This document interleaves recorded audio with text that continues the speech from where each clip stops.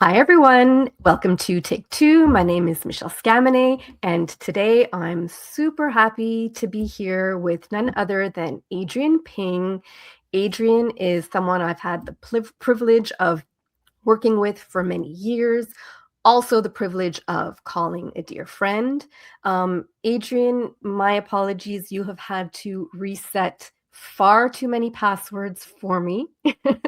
I will let you introduce yourself, although you need no introduction, but just know that I might sort of have to do a little my version of introduction because you are too humble and I know you won't do yourself justice. Okay. I'll try to be factual. Well, Fine. thanks, Michelle, for having me on this program. It's been an honor, I have to say, and I'm humbled. um, so, my name is Adrian. I am interestingly based out of Whitehorse in the Yukon. Yeah, people ask me all the time why. I don't know, but we'll see. Well, I primarily still work with customers who like to get on the Oracle Cloud. I think that's still my favorite pastime.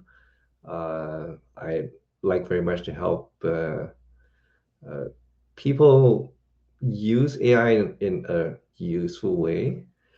And occasionally I still do, well, actually, I'm doing a little bit more Apex development again. So that's a nice thing. I sometimes travel back and forth from Canada to Singapore because Miracle is setting up the office there, and I'm pretty much part of that process, So helping to kind of exciting. grow interest, right? Because they have three, I think, three new data centers in just in Southeast Asia alone.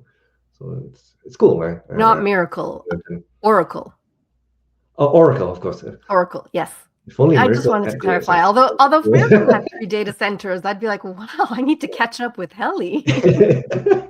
Yeah, those monsters are expensive. Yeah. Yeah.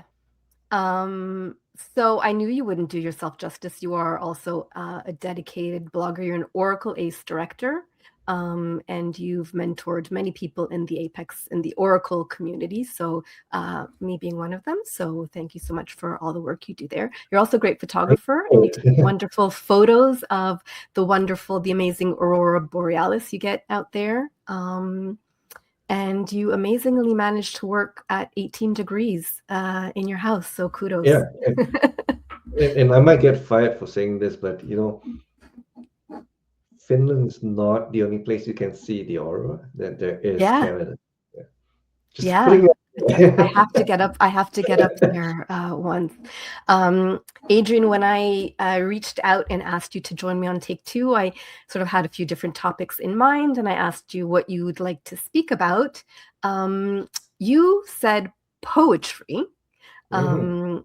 Now, I know you pretty well, but it was the first time I heard you mentioning poetry. So I assume there was, well, I do know there was hidden meaning behind that. But do you want to tell me a little bit about why you wanted to talk about poetry? Well, I guess this stems from me sending you daily spams of videos, I guess. Oh, But yeah. yeah. So audience, you should know, Adrian and I share a YouTube playlist where we each contribute. Mostly Adrian's been, I need to contribute more videos, but anytime we see interesting things on YouTube, we spam each other. So you put something in our Yeah. spam from Adrian YouTube playlist. And I realize it's the third entry where I think it's an ABC Australian news program Okay. where I think they were interviewing somebody who used to work for OpenAI. And I think what was really interesting was it started off with a host starting to talk about a one of the team members with Anthropic. And as we know, Anthropic has been doing some crazy work with Claude. I hear a lot about it from some of the people I work with. Everybody seems to be flawed by it. Yeah. This guy left, right? And And Can I just I think, not just yeah. any guy, this guy, I don't know his name, but head of trust and security at Anthropic. So Mhm. not just a guy, but a big guy Yeah, up there. Yeah, and we've seen a few of these types, right, yeah, in recent years. OpenAI had, I think, one of their founders leave as well, yeah, and and I think what's interesting is AI can be pretty, uh, I say, an opinionated topic. So sometimes people leave because they just don't believe in what other people are doing, and he's probably just one of them. But I found it interesting that he said that he was going to.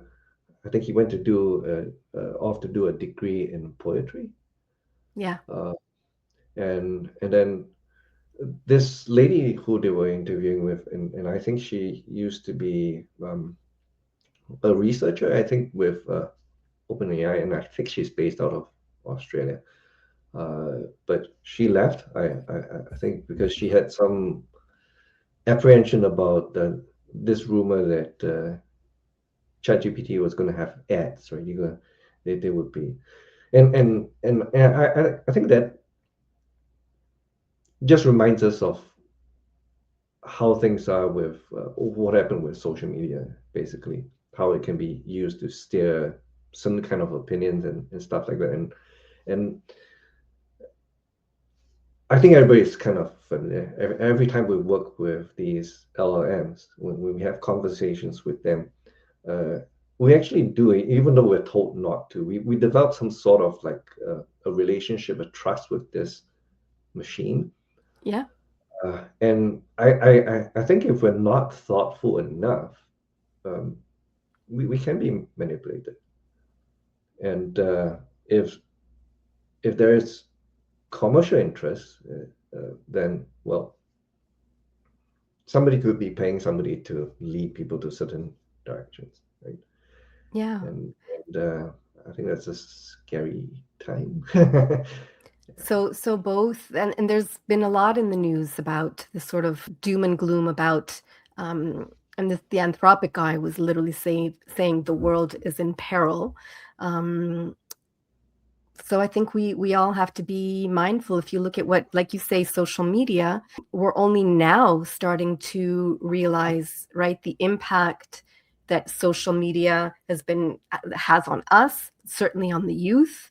You know, there's so much more mental illness now, anxiety, in the young ones that have been exposed to social media basically all their lives. Congratulations to Australia that are starting to take a stand in that space. But I think this video you were referring to, and Zoe, she was sort of inviting us to take a step back and think about the impact that we might not even realize today, but are sure to come from this overwhelming AI use, right? And interestingly enough, I think she also is looking at Poetry. learning poetry. Yeah, and Yeah. you know, if we think about why poetry, uh, it's a discipline that has been around for the longest time. And to me, if I think about it now, it perhaps represents what we humans think about original creativity. Right? It's the most basic thing we can do. We can come up with interesting poems and stuff like that. And it just sets me back to thinking about going back to roots, right? What makes us human? And I hope we never lose that. Um, I have been primarily using ChatGPT, I have to say, and recently started also using Claude. And I had a funny experience on the weekend, and I wasn't sure how I felt about it, but it was the first time one of these LLMs felt almost human. It kind of yelled at me, Adrian. It felt like it lost its patience with a bit like, so I was, well, Anton will laugh at me. I was trying to follow his instructions for installing Apex and ORDs on my local machine, and it couldn't. SQL couldn't find the script, and of course I was lazy. I didn't have Adrian to call, so I asked Claude, and it answered with an exclamation mark. You are not in the right directory. And I was like, oh my goodness, if LLMs start losing their patience with me and acting human, it is the end. And there's always something kind of comforting that you could never Yeah. like irritate Was I ChatGPT that or an bad LLM, before? right? Or like I could ignore Waze 100 times, right? Before it says, stop being stupid, turn left. You know, it's but Yeah. I'm not sure how I feel about Claude sort of taking on this almost human characteristic of getting impatient with me. It was I was shocked. Adrian, you've always been I feel ahead of your time. I remember you presenting about blockchain before blockchain was a thing at Kscope. You and I did a presentation on machine learning predicting churn, your idea, at Kscope, I think in 2020, before, I don't want to say before AI has been a thing, because AI has been a thing for a long time. It just took us all Yeah. Well, some time to before it catch got up. before Before it it got was all the mainstream. attention. Yeah. Okay, Yeah. right. Well, it Before the was mainstream for a long time, right? The banks have always been using it, um, but it only kind of caught the eye of everyone, right? Literally, uh, when ChatGPT came out. when ChatGPT, yeah. Yeah. Um, so when you say something, I pay attention. The other day, we were talking about some of the kind of cool things that have been happening in the Oracle Apex space. I saw someone, I think it was Marco, who generated an Apex app, or at least a dashboard, using OpenClaw. Um, I'm going to mispronounce his name. Someone I don't know him, but Alexei, who leveraged the Oracle MCP server to generate template components. And I shared that with you. And first of all, Yeah. you said finally somebody using skills, and this is the end of our jobs. And then another time, maybe that's a Yeah. little bit dramatic, but you certainly shared with me that this is the end of junior programming positions, junior programmer Yeah. positions. So did you mean that, or was Well, that Adrian being dramatic? so it was interesting. I think OpenClaw has been a huge talk in town, right? Like, I don't know. For me personally, it's like, why would you want to put a zombie on your computer? Yeah. Anyways, and then you talked about I think Alexei and what he was doing. I think it's not just about the MCP, right? MCP to me, it's one of those technology. I think what was interesting is he used Claude Desktop, if Claude Code, if not wrong, and I think he must have instructed it somehow Yep. on what to do. And he basically gave it access to whatever it needs to just, be free and do whatever he can to create something, right?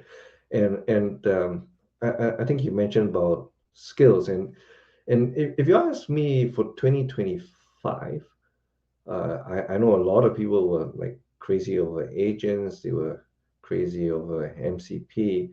The one that snuck in, and I only took notice late when Anthropic actually did a presentation where they said, forget agents, just focus on skills. Skills. And yeah, so in the case of, I'm trying to remember what Alexi wrote, but it would be like extracting something from the database, you would do something and then you'll push it back, kind of thing, right? Right. So Hmm. it's what we would do as programmers to achieve certain goals, and you're just documenting it. Okay. And then, but now here's somebody who's senior. He writes out what needs to be done, and he's just handing it off to the LLMs, and goes Mm. have his coffee. When he comes back, he's got what he needs. It's amazing, but at the same time, I think we all should worry. Uh, Yeah. Maybe for me, not so, because I still consider myself in the last phase of my career. and it doesn't really affect me. But think Yeah. about the people who are just coming out of school, right? Uh, these days, Michelle, I don't think you need a huge army of Apex developers to help you build an application. Yeah. You can have one or two who are intermediate, and they can go get these AI things to get things done. I know, but if you think about, I mean, so I'm with you. I count my, I want to say I count my lucky stars. Neither one of us are junior.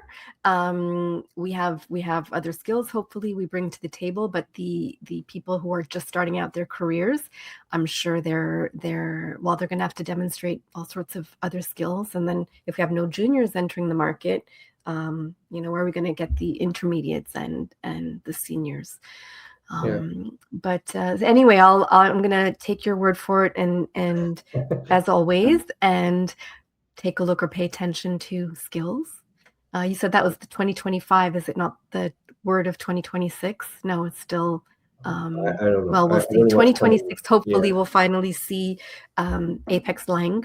I just want to comment something you said about me earlier on, that I'm always ahead in that sense. I would tell you that the last few years has been really exhausting, and I was trying to figure out why. Like, why is this AI game so hard to catch up with? And then it dawned on me that when we had web development, for example, or going to the cloud, there were different people working on different things, going in different directions, and they all had kind of like a balanced interest. But when Right. it comes to AI,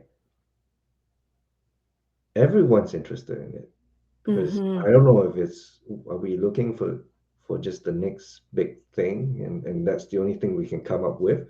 But everybody seems to be focused on that, and I think that's kind of why you've seen that AI race develop so rapidly, and it's not stopping. And yeah, the interesting times. Interesting times, yeah, and I agree with the exhausting. I hope that this episode hasn't felt sort of doom and gloom. I always love speaking with you and getting your insights. I think from what we're seeing, whether it's Schumer's article or this video, and I'll put the link in the description about, pretty senior, important people stepping away from the roles because they have concerns. I think we just need to be aware of that, conscious, and as much as possible, use these tools Yeah, mindfully, and assuming AI doesn't make us go away.